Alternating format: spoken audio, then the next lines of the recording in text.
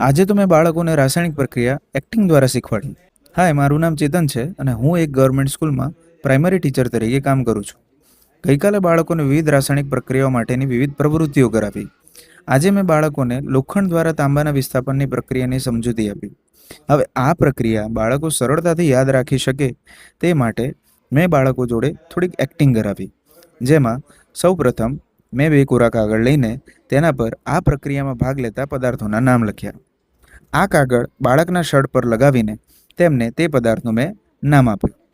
બાળકોને શું કરવાનું છે તેની સમજ પણ મેં જોડે જોડે આપી. અને જો તેનું પરિણામ, બાળકોએ જોરદાર એક્ટિંગ કરી છે.